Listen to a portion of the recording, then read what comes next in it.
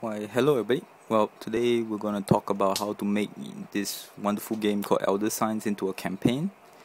And the reason why is because it's a great game, but very simple and pretty easy to win.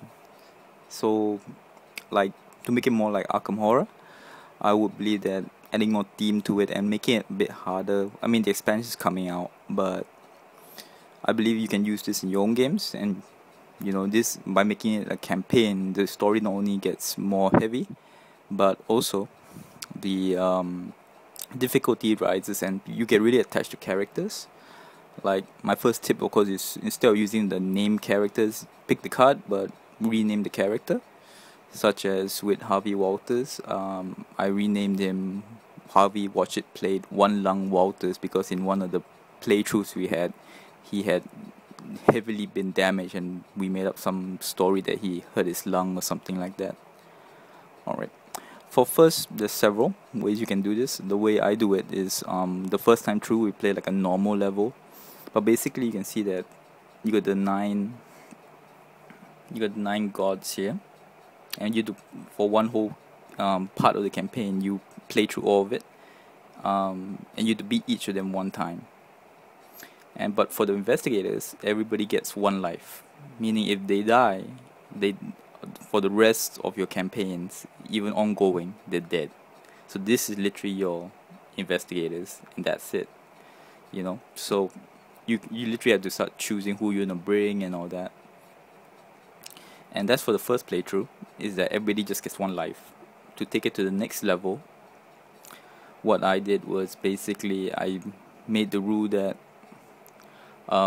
during a play, let's say you were against a god, if that person dies, if let's say each person has an investigator, that person can only bring one more investigator, and that's it. So if let's say you're playing two people, if both people lose their investigators and then they both lose a second investigator, the game's over and the god awakens.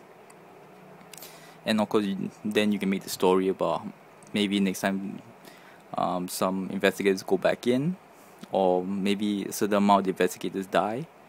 We haven't really lost yet, so I never had to really do that. But the last one, the hardest one, which I'm doing now, is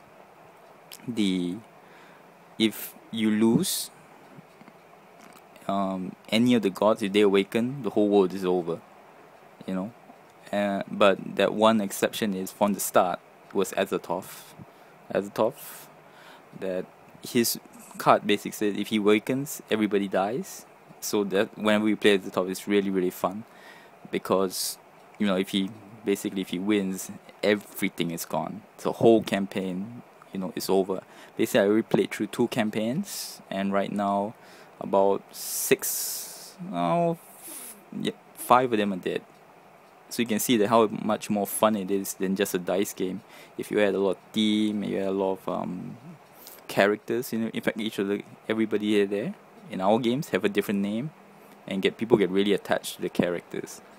So I just wanted to share this and let you know that this game, some of the opinions is that the game gets a bit tiring because you're playing through the same gods and all, but by adding this storyline to it, the characters get a lot more characterful, and yeah, it makes it just more fun.